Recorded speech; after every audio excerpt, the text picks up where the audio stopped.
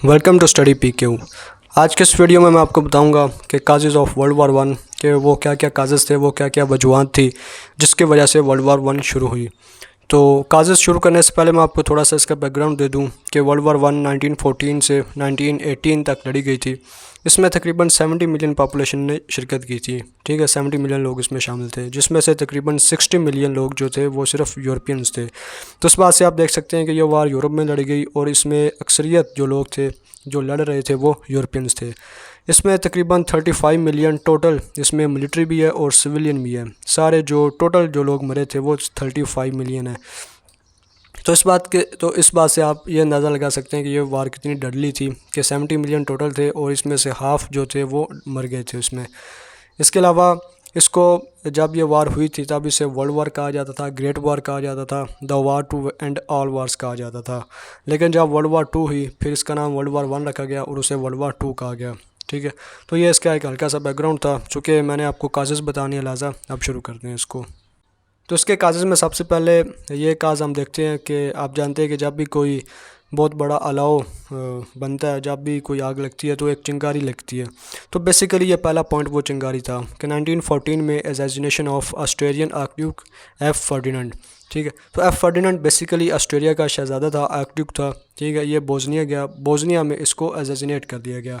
अब चूँकि ये ऑस्ट्रेलिया का था तो ये आप मैप से देखिए, ये है ऑस्ट्रेलिया, ये है बोस्निया, ये वाला जो एरिया ये बोस्निया का एरिया है। ठीक है, तो ऑस्ट्रेलिया का आर्कड्यूक यहाँ पर आया, यहाँ पर इसे एक मतलब जो शहरी था उसने इसे कत्ल कर दिया, एसेसिनेट कर दिया।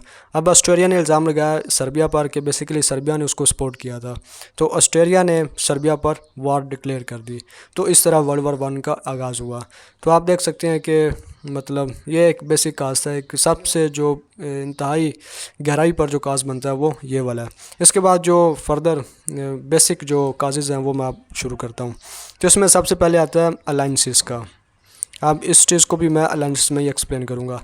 वर्ल्ड वार वन में बेसिकली दो अलाइंस थे। ठीक है, जिसमें से पहले को कहा जाता है ट्रिपल एंटांट और दूसरे को कहा जाता है ट्रिपल अलाइंस।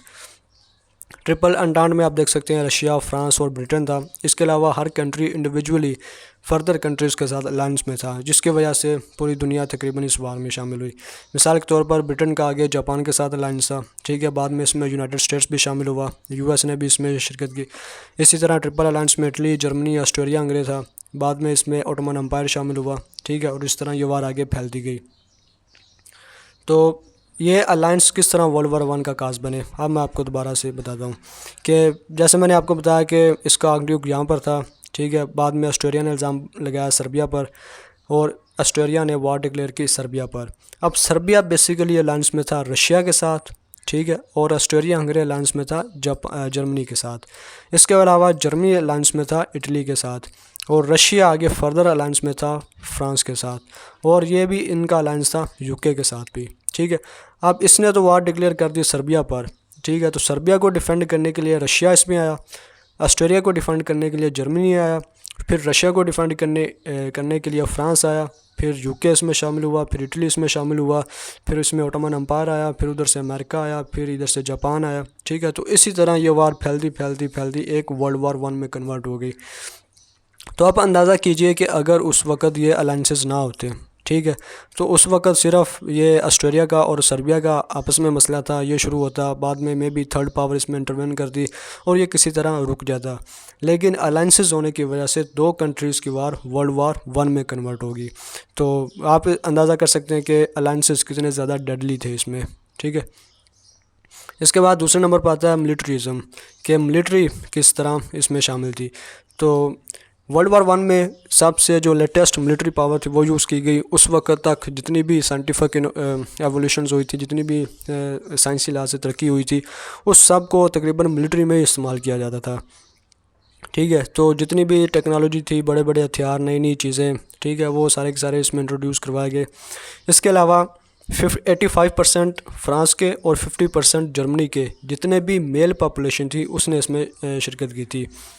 इसके अलावा इंक्रीज़ इन स्टैंडिंग आर्मी कि इसमें क्या हुआ कि जर्मनी जो था उसने तकरीबन 1,70,000 अपनी स्टैंडिंग आर्मी में इजाफ़ा किया, और रशिया जो था उसने तकरीबन 5 लाख अपनी स्टैंडिंग आर्मी में इजाफ़ा किया। इसके अलावा फ़्रांस में तो यह भी था कि जो मेल मेंबर है वो तकरीबन 2 से 3 साल के लिए लाजमी तौर पर मिलिट्री की सर्विस करेगा। ये हर मेल मेंबर के लिए लाजमी करार दिया गया। इसके बाद आता है फ्रॉम 1870 टू 1914 कि 1870 टू 1914 तक तकरीबन 94 मिलियन यूरो मिलिट्री पर खर्च होते थे। इन सब तकरीबन जो बड़े बड़े कंट्रीज़ थे जिनमें इटली था, जर्मनी था, रशिया था, ब्रिटेन था।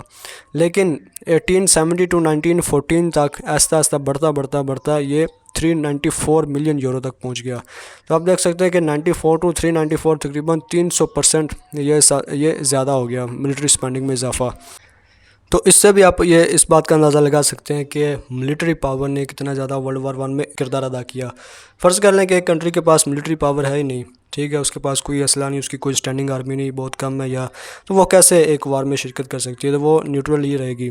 लेकिन जब आपके पास आर्मी होगी, आपके पास पावर होगी, तो आप खुद ब खुद ही वार में शामिल होंगे। इसके बाद आता है मोरक्कोन क्राइसिस। ये इंपॉर्टेंट चीज़ें हैं जो मैं आपको बता रहा हूँ। ये मैप जो है ये वाला एरिया आप देखिए, फ्रेंच मोरक्कोन, ठीक है। तो ये जो मोरक्को है ये बेसिकली यूके की कॉलोनी था। यूके ने इसे फ्रांस को दिया, ठीक है। फ्रांस इसका नया कॉलोनलिस्ट था। अब मोरक्को जो था ये बेसिकली इंडिपेंडेंस चाहता था। इसकी पॉपुलेशन नहीं चाहती थी कि फ्रांस इस पर राज करे, इस पर दोबारा से रूल करे।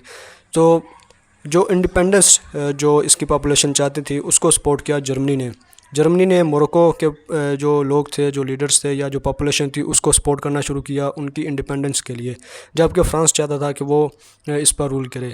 बाद में जब ये मसला आगे बढ़ा तो ब्रिटेन ने इस पर इंटरवेन किया और बाद में जो फ़ैसला था वो फ्रांस के हक़ में ही गया। अब फ्रांस इस पर रूल कर रहा था। तो यहाँ पर बेसिकली जर्मनी के दरमियान और फ्रांस के दरमियान एक अनबन शुरू हुई, ठीक है, जो कि बाद में वर्ल्ड वार 1 का काज बनी कि जर्मनी चूँकि इसको सपोर्ट कर रहा था इंडिपेंडेंस को, जबकि फ्रांस ने इसको अपनी कॉलोनी बना लिया। तो ये एक अनबन थी जो इनमें बन गई, जो बाद में वर्ल्ड वार 1 का काज बनी। इसके बाद आता है बोस्नियन क्राइसिस, ठीक है। अब बोस्निया बेसिकली जैसे मैंने आपको पहले भी बताया, ये वाला जो एरिया ये बोस्निया का है। अब क्या हुआ कि 1908 में ऑस्ट्रेलिया ने बोस्निया पर अटैक करके इन्वेड करके इसको अपनी कॉलोनी बना लिया, ठीक है। अब ये जो सर्बिया है इसके बिल्कुल साथ, ये भी चाहता था कि ये बेसिकली बोस्निया पर अटैक करके इसको अपनी कॉलोनी बनाए, ठीक है। लेकिन हुआ क्या, ऑस्ट्रेलिया ने तो इसे अपनी कॉलोनी बना लिया, जबकि सर्बिया क्या चाहता था कि ये इसको अपनी कॉलोनी बनाए। अब जिस तरह मैंने पहले आपको अलायंसेस में बताया कि सर्बिया रशिया के साथ अलायंस में था और ऑस्ट्रेलिया जर्मनी के साथ अलायंस में था। अगर उस वक्त 1908 में सर्बिया ऑस्ट्रेलिया पर कोई अटैक करता तो बेसिकली ये उस वक्त ही वर्ल्ड वार 1 में कन्वर्ट हो जाता। तो बेसिकली ये उस वक्त एक आप कह लें कि एक जो जैसे मैंने पहले कहा कि एक अनबन बन गई इन दोनों के दरमियान, जो बाद में वर्ल्ड वार 1 का काज बनी। फिर आता है वार एट बाल्कान्स। आप बाल्कान किसे कहते हैं? ये वाला जो एरिया है जिस पर मैं निशान लगा रहा हूँ कि ये इसको बेसिकली बोलते हैं बाल्कान, ठीक है। ये जितनी भी इसमें स्टेट्स आती है इसमें सर्बिया भी है, बोस्निया भी है, रोमानिया भी है, बल्गेरिया भी है। तो बेसिकली ये सारी की सारी पहले ओटोमन एम्पायर के अंडर थी। लेकिन 1912 में 1912 से 1913 में यहाँ पर एक वार हुई जिसे बाल्कान वार कहा जाता है। इसमें क्या हुआ कि इन बाल्कान्स ने ओटोमन एम्पायर को बाहर निकाल दिया, ठीक है। अब यहाँ पर ओटोमन एम्पायर का कोई रोल नहीं था, कोई उनका रूल नहीं था, कोई इनकी कॉलोनी नहीं थी। तो 1912 में यहाँ पर वार हुई, बाल्कान स्टेट्स ने इनको बाहर निकाल दिया। अब जब ओटोमन्स यहाँ से निकल गए तो बाद में बाल्कान्स ने आपस में लड़ना शुरू कर दिया, ठीक है। आपस में क्यों लड़ना शुरू कर दिया कि अब बॉर्डर का तयन नहीं हो रहा था कि किसकी कितनी स्टेट है, किसका बॉर्डर क्या है, किसकी सोवरेनिटी किस हद तक है, ठीक है। तो इसी तरह जैसे मैंने आपको अलायंसेस में बताया, अब ये काफ़ी सारी स्टेट्स बनती हैं, तो इन स्टेट्स ने बाद में फिर अलायंसेस बनाना शुरू कर दिया दूसरे बड़े स्टेट्स के साथ, ठीक है। बड़े स्टेट्स के साथ अलायंस बनाए। अब अगर रोमानिया को लगता है कि वो रशिया के साथ अलायंस में फ़ायदे में है तो इसने इसके साथ बनाया। फ़र्ज़ करें अब बल्गेरिया ऑस्ट्रेलिया के साथ बना लेता है। इसके अलावा अल्बानिया जो इटली के साथ, बोस्निया किसी और के साथ। तो बेसिकली जब वर्ल्ड वार 1 हुई तो ये सारे के सारे कंट्रीज़ इनडायरेक्टली वर्ल्ड वार 1 में इन्वॉल्व हो गए, क्योंकि जहाँ जहाँ रशिया, जर्मनी, फ्रांस, यूके होगा तो इनके साथ जो भी अलायंस में होंगे वो सारे के सारे वार में शामिल होंगे। तो वार एट बाल्कान्स बेसिकली वर्ल्ड वार 1 का एक काज थी जो बाद में सही साबित हुआ। इसके बाद आता है इम्पीरियलिज़म, ठीक है। इंपीरियलिज़म वर्ल्ड वॉर वन का काज था। अब इंपीरियलिज़म किसे बोलते हैं? आपने एक वर्ड सुना होगा, कैपिटलिज़म। कैपिटलिज़म, ठीक है। तो बेसिकली कैपिटलिज़म ही इंपीरियलिज़म है, इंपीरियलिज़म ही कैपिटलिज़म है। अब कैपिटलिज़म किसे बोलते हैं? इसे सरमायादारी निज़ाम बोलते हैं। कार्ल मार्क्स के हवाले से ये वर्ड आपने सुना होगा। तो बेसिकली जब भी किसी कंट्री के पास दौलत आती है, बहुत ज़्यादा सरमाया आता है, दौलत आती है इंडस्ट्रियल रेवोल्यूशन के ज़रिए या इंडस्ट्रियल प्रोग्रेस के ज़रिए, तो उस कंट्री को बेसिकली चाहिए होती है मार्केट्स अपना सामान बेचने के लिए, अपनी जो अशिया होती हैं उनको बेचने के लिए, ताकि वो ज़्यादा से ज़्यादा सरमाया कमाए और उसके पास बहुत ज़्यादा दौलत आ जाए। तो इसमें यूके के हवाले से आपने सुना होगा कि यूके दुनिया का वो सबसे पहला इंडस्ट्रियलाइज्ड कंट्री था कि जिसमें इंडस्ट्रियल रेवोल्यूशन आया। जब इसमें इंडस्ट्रियल रेवोल्यूशन आया, बहुत ज़्यादा इसमें पैसा आया, इंडस्ट्री डेवलप हुई, तो इसको अब चाहिए थी मार्केट्स के कहाँ पर जाकर अपनी वो चीज़ें बेचे। तो इस तरह जो वर्ल्ड पावर्स थी उनमें कंपटीशन शुरू हुआ दुनिया को अपनी कॉलोनी बनाने का। इसमें यूके ने इंडिया को अपनी कॉलोनी बनाया कि यहाँ से वो रॉ मटेरियल लेके जाता और यूके से अपनी चीज़ें बना के यहीं पर ला के उन्हीं लोगों को महंगे दामों बेच देता। इसी तरह यूके ने आधी से ज़्यादा दुनिया को अपनी कॉलोनी बनाया, फ्रांस ने भी कॉलोनी बनाया, जर्मनी ने भी कॉलोनी बनाया कि जहाँ पर जाकर वो अपनी चीज़ें बेचते थे। क्यों? क्योंकि इनके पास सरमाया बहुत था, दौलत बहुत ज़्यादा थी, इंडस्ट्रियल रेवोल्यूशन बहुत ज़्यादा थी। ठीक है। तो ये इस सारे प्रोसेस को बोलते हैं बेसिकली कैपिटलिज़म, और कैपिटलिज़म वजह बनता है इंपीरियलिज़म का। ठीक है, कि जब आपके पास दौलत बहुत ज़्यादा होती है, तो यूके की मिसाल सबसे बेस्ट है कि इसमें जब बहुत ज़्यादा सरमाया है तो उसने इंडिया को कॉलोनी बनाया, ऑस्ट्रेलिया को, तकरीबन आधी से ज़्यादा दुनिया को उसने अपनी कॉलोनी बना रखा था, जहाँ पर जाके ये अपना सामान बेचता। तो इस तरह इंपीरियलिज़म वर्ल्ड वार वन का काज बना कि जब बहुत ज़्यादा कॉलोनीज़ बन गई, उनमें बहुत ज़्यादा रिवोल्ट होते थे, बहुत ज़्यादा रिबेल्स होते थे, फिर अलायंस बनते थे। और जब अलायंस बनते थे, अब यूके आप देखिए इतना सा है, इसने आधी से ज़्यादा दुनिया पर कब्ज़ा किया। अब इसकी जंग किसी के साथ होती है, वार में शामिल होता है, तो ये ख़ुद को डिफेंड करे या अपनी कॉलोनीज़ को डिफेंड करे। तो इस तरह इंपीरियलिज़म वर्ल्ड वार वन का काज बन जाता है। क्योंकि इस तरह फिर वही अलायंसेस पे बात आती है कि कंट्रीज़ डिफरेंट अलायंसेस में शामिल होती हैं, जो बाद में जब भी किसी दो कंट्रीज़ के दरमियान वार होती है तो वो पूरी की पूरी दुनिया इसमें शामिल हो जाती है। फिर 7वें नंबर पर आता है नेशनलिज़म। ये आप बेहतर जानते हैं कि अगर कोई आदमी बहुत ज़्यादा पेट्रियोटिक हो जाए, मिसाल के तौर पर मैं अगर कहूँ कि पाकिस्तान ही सबसे आ गया, पाकिस्तान ही नंबर वन पर है, पाकिस्तान से बढ़ के कुछ भी नहीं, पाकिस्तान की आर्मी नंबर वन, पाकिस्तान के लोग बहुत ज़्यादा एजुकेटेड, पाकिस्तान जिंदाबाद, बहुत ज़्यादा मैं पेट्रियोटिक हो जाऊँ, इससे क्या होगा? इससे मैं दूसरे कंट्रीज़ को बहुत ज़्यादा हकीर देखूँगा, मैं उनको बहुत छोटा देखूँगा। ठीक है। इसमें हिटलर की मिसाल सबसे आगे है।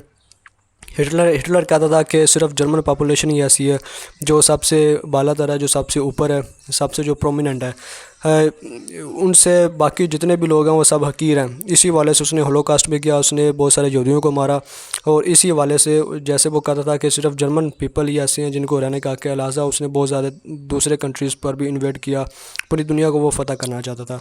तो बेसिकली ये एक नेशनलिज़म था। आजकल भी बहुत सारे लीडर्स ऐसे हैं, मिसाल के तौर पर डोनाल्ड ट्रंप को भी एक नेशनलिस्ट लीडर कहा जाता है। इसी तरह इंडिया में जो नरेंद्र मोदी हैं बीजेपी के, उन्हें भी एक नेशनलिस्ट लीडर कहा जाता है।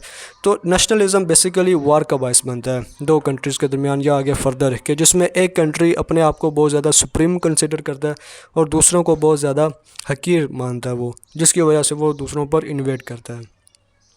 तो ये थे बेसिकली अलायंस सिस्टम, मिलिट्रिज्म, इसके अलावा मोरक्कोन क्राइसिस, बोस्नियन वार एट बाल्कान्स, इंपीरियलिज्म, नेशनलिज्म, इन सब ने मिलके बेसिकली ये काज बने वर्ल्ड वार वन का, कि जब ऑस्ट्रेलिया ने सर्बिया पर अटैक किया तो किस तरह ये सारे के सारे कंट्रीज़ वर्ल्ड वार वन में शामिल हो गए। तो ये थे बेसिकली काजेज़। उम्मीद है कि आपको किसी न किसी हद तक वर्ल्ड वार वन के काजेज़ पता चले होंगे। वीडियो देखने का शुक्रिया।